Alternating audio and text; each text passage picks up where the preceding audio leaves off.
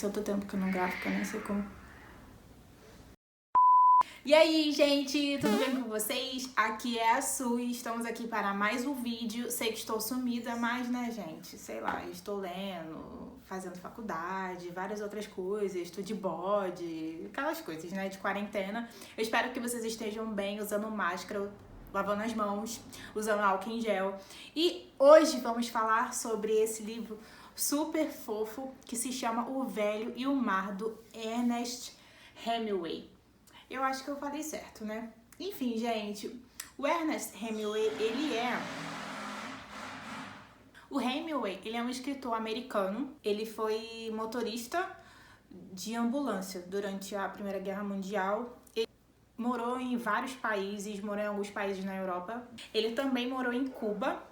E esse livro se passa em Cuba. Eu acho que ele se inspirou bastante para escrever esse livro enquanto estava morando em Cuba, e ganhou em 1955 o Prêmio Nobel de Literatura. Mas vamos falar sobre esse livro, gente. Olha só, eu não tive tanta conexão com esse livro. Por quê? Porque ele fala bastante sobre pesca, e eu não sou muito fã de pesca. Pra falar a verdade, eu acho pescar muito chato, mas a pesca em si não é o foco desse livro. O foco desse livro é sobre força de vontade, até onde você considera ser vitorioso referente às suas ações. Eu vou explicar isso mais pra frente. Então, se você ainda não é inscrito nesse canal e gosta desse tipo de conteúdo, eu peço para que você se inscreva, ative o sininho, fala aqui comigo nos comentários se você já leu esse livro, se você deseja ler esse livro, o que você achou desse vídeo, tudo. É o meu cachorro latindo. E também dá like, beleza? Então vamos lá. Esse livro, vamos conhecer o Santiago. O Santiago é um pescador. O Santiago é um pescador. Ele é bem velhinho, mora sozinho. Ele mora numa cabana, e a situação dele dentro dessa cabana é bem miserável, digamos assim, sabe? Ele não tem colchão, ele tem uma cama que é revestida por jornais. Só que ele tem, digamos, um anjinho da guarda, que é um menino que cuida dele. Esse menino pescava junto com o Santiago no barco do Santiago. O Santiago ensinou absolutamente tudo que o menino sabe sobre pesca. Só que o menino parou de pescar com o Santiago por ordem dos pais. Por quê? Porque faz mais ou menos uns 80 e poucos dias que o Santiago não consegue pescar um bom peixe para vender. E durante todo esse tempo, o menino que ajuda ele, que leva comida para ele, as conversas entre eles dois são muito interessantes. E assim, você sente até o coraçãozinho um pouco aquecido quando você vê o relacionamento deles dois.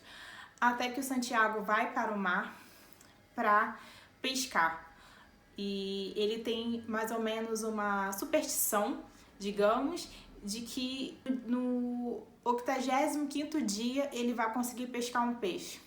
E ele tá em alto mar, ele se afasta bastante da costa cubana, até que ele consegue pescar um peixe. Só que acontece o seguinte, esse peixe é mais ou menos do tamanho do barquinho dele, e ele não consegue puxar o peixe pro barco, porque o peixe é enorme, e se ele colocar o peixe no barco, o barco vai afundar.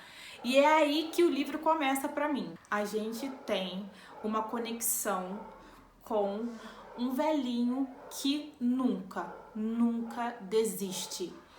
Foi até um tapa na minha cara esse livro, porque o Santiago, ele tem tanta convicção, tanta fé de que ele vai vencer aquele peixe, que você torce pra ele a partir daquele momento de tanto que você não vê a hora do peixe morrer. E às vezes você fica até se sentindo meio mal, assim, meu Deus, você não vê a hora do peixe morrer, velho. Às vezes eu li o livro assim e pensava, meu Deus, morre logo o peixe. Porque o Santiago passa 3 dias para pescar esse peixe. Gente, 3 dias. E assim, o peixe, ele tá enrolado, tem um anzol. Eu não sei absolutamente nada sobre técnica de pescaria. Se alguém quiser falar mais sobre essa técnica aí, pode falar nos comentários. Fala bastante sobre técnica de pescaria no livro, mas como eu não sou muito chegada em pescaria, não levei muito em consideração, não entendi bulhufas, mas como o livro é ilustrado, tem alguns desenhos no livro, eu vou mostrar pra vocês mais pra frente, então dá pra ter mais ou menos uma noção de como Santiago estava segurando o peixe. Ele segurava o peixe, às vezes ele alternava a mão direita com a esquerda, e ele apoiava a corda, né, não sei se eu posso chamar de anzol, a corda, sei lá, aqui nas costas dele, e ele dormia segurando aquela corda. E assim, a fé dele, sabe? A força dele, a resistência dele. E ele fazia isso a ponto de dilacerar a própria mão. E o peixe é tão forte, tão grande, que o peixe passou a nadar e levar consigo junto o barco e o Santiago. Tem até uma passagem aqui que eu queria falar pra vocês. Nem é uma passagem longa, assim, é só uma frase que eu fiquei, tipo, muito chocada. Ele fala assim: peixe, falou ele, Santiago, não largo enquanto viver, enquanto ele viver. Que é caso de honra ele ganhar aquele peixe. Em vários momentos, não é porque ele está pescando o peixe que ele menospreza o peixe, como outros pescadores menosprezam Santiago pelo simples fato dele não ter conseguido alcançar e fazer uma boa pesca durante todos esses dias. Praticamente ele é assim, o zero à esquerda, sabe, da aldeia. Mas ele tem um respeito enorme pelo peixe, ele admira o peixe, ele chega a rezar pelo peixe. E eu até fiquei muito comovida nessa parte, assim, ele sozinho, durante 3 dias no oceano, ele conversava com o mar. Eu acho que por isso que o nome do livro é esse, porque como ele não tinha absolutamente ninguém para conversar, o único ser, a única entidade, digamos assim, que o ouvia era o mar.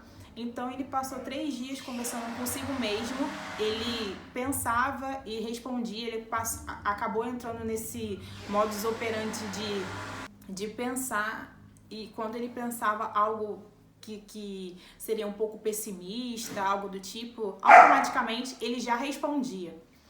Então, ele respeita bastante esse peixe e ele não desiste.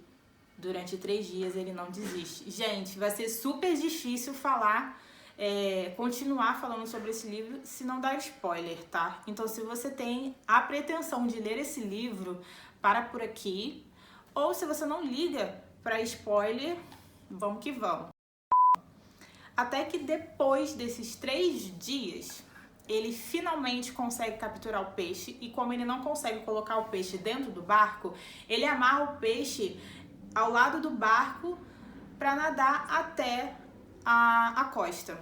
Ele já não vê mais a costa, ele não consegue mais observar as luzes das cabanas, das casinhas. Enfim, como ele consegue capturar o peixe de tão cansado, essa parte eu fiquei também bastante comovida, porque parecia a todo instante que ele iria desmaiar, mas ele consegue vencer o peixe, ele consegue capturar o peixe. O que me acontece? Vem um tubarão. E o que ele faz? Ele mata o tubarão. E depois dele matar esse tubarão, e parece que esse tubarão ele consegue abocanhar uma grande parte do peixe, vem o quê? Mais outros tubarões. E o que o Santiago faz? Ele mata os outros tubarões. Gente, a gente tá falando de um velhinho que tá se alimentando de peixe cru, à deriva, há mais de 3 dias, praticamente, e ele consegue, ele vence. Só que assim, ele chega até a costa, né? Mas quando ele chega até a costa, não tem mais peixe nenhum, só tem a carcaça do peixe. E aí é quando as lágrimas vêm aos olhos, né? Porque você pensa assim, porra, nadou e morreu na praia, aquele grande ditado, mas não. Não, gente. Igual como o Santiago fala aqui, na página 102. Mas o homem não foi feito para a derrota, disse em voz alta. O homem pode ser destruído, mas nunca derrotado. Ei! Ele chega na costa, ele consegue fazer todos os trâmites, pegar algumas coisas do barco, pegar a vela, carregar a vela nas costas e ele vai andando. E aquela parte que ele com a vela nas costas e andando e ele cai. Assim, prepare o lencinho porque essa parte é bem tristezinha. E ele continua andando, continua caminhando até chegar à cabana dele. Quando ele chega na cabana dele, ele deita e o menino se depara com ele. E aí, o menino em prantos, né, obviamente, vai atrás de um café quente para ele. Só que tem uma parte que é muito, muito, muito legal, que é um casal de estrangeiros estão almoçando num restaurante, comendo no restaurante ou fazendo um pedido. E a moça, é um casal, e a moça fala assim: nossa, eu nunca vi nunca soube que a carcaça de um tubarão era tão bonita quanto aquela. Quando o garçom olha para o barco, né, com a carcaça presa, tem um monte de gente ao redor e um dos pescadores consegue medir mais ou menos o tamanho da carcaça e as pessoas começam a dizer: meu Deus, tem mais ou menos 5 metros, tinham 5 metros de peixe aqui. Foi um momento de ascensão do Santiago? Não, eu acho que o livro não é sobre isso, mas eu acho que as pessoas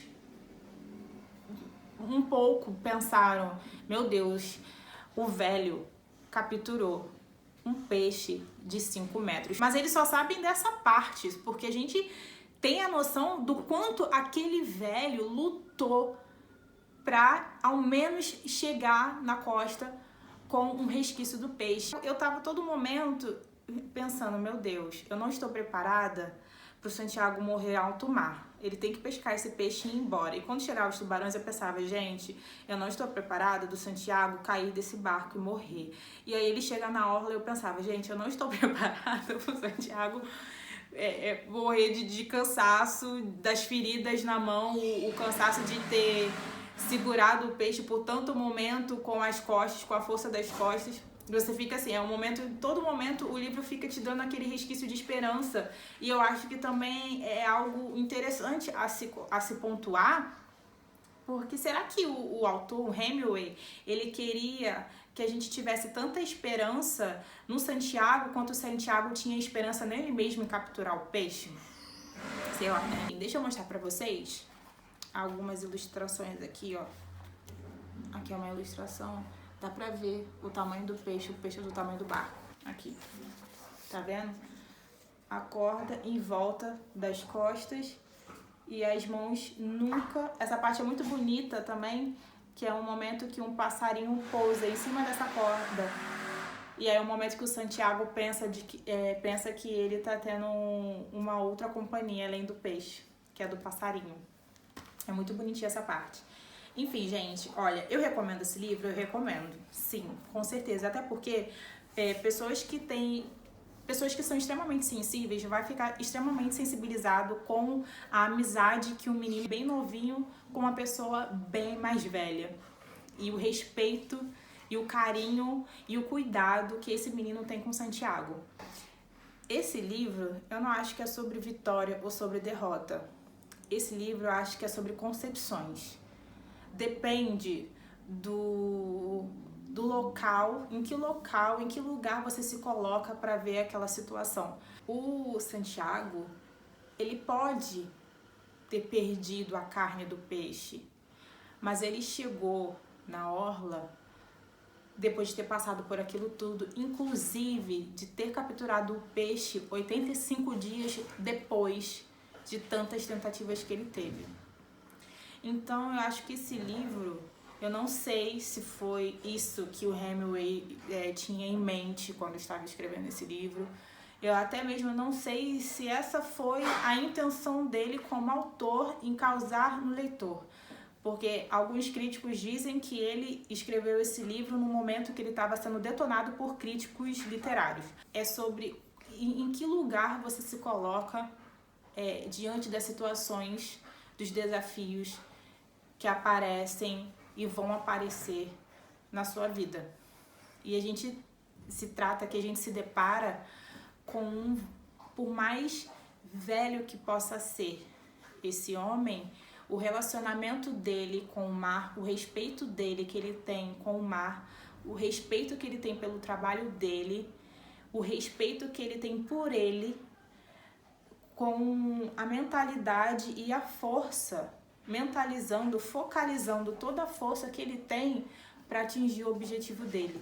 E assim, é um livro sobre, além disso que eu falei, é um livro sobre força, determinação, e a gente tem muito que aprender com o Santiago em apenas, sei lá, 120 páginas, 124 páginas, em apenas 124 páginas a gente se depara com tudo isso dentro desse livro.